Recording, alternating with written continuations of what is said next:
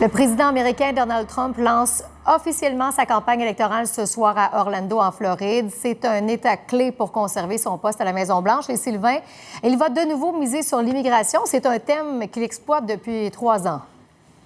Il a aidé, il faut le dire qu'il l'a aidé, donc, ce thème à se hisser au sommet de la hiérarchie politique des États-Unis. C'est un thème qu'il va encore utiliser. Il va enfoncer le clou, donc sa publicité est déjà prête.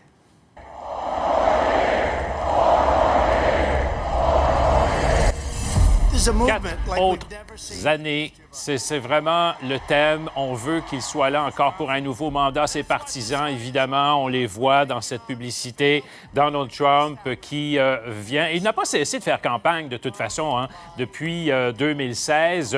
Il a tenu une soixantaine de rassemblements au cours de sa présidence. Donc, c'est quand même inusité, là, dans des arénas un peu partout, avec, évidemment, cette foule-là qui le transportait littéralement. Il aime ces moments-là, alors il ne veut pas s'en cacher. 2020, c'est important pour lui.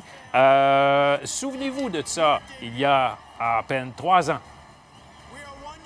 I am officially running for President of the United States. Alors, on l'a vu ces images, bien sûr. Il lançait sa campagne à ce moment-là, en 2016.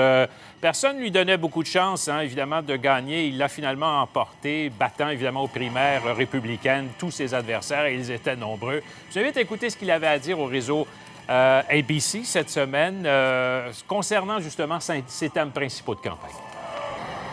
Safety, security, great economy, and I think I've done more than any other first-term president ever.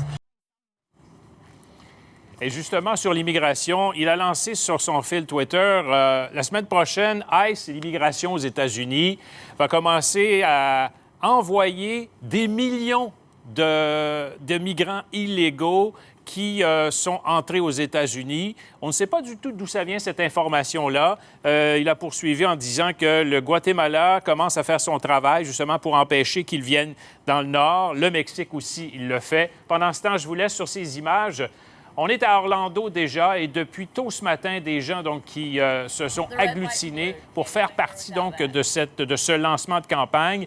À l'intérieur de l'aréna, il y a 20 000 places. Donald Trump dit qu'ils sont 100 000 à vouloir être présents. On verra bien ce soir.